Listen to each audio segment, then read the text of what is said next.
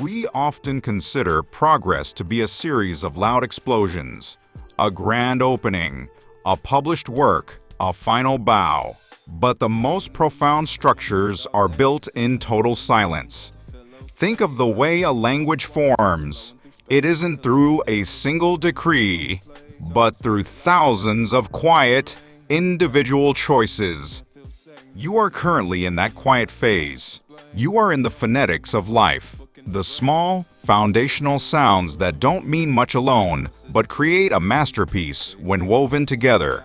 If you feel like your progress is invisible, remember that the roots of a mountain are deeper than its peak.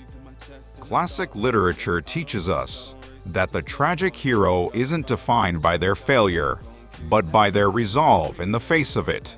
Think of the outstanding protagonists of the Victorian era.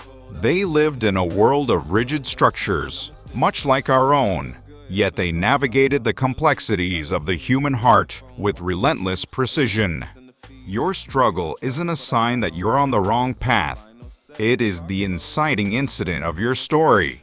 You are the author. You are the linguist of your destiny, defining the grammar of your future.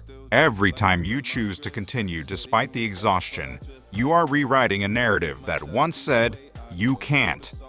There is a specific kind of beauty in brevity, like a short poem that captures an entire lifetime in 4 lines.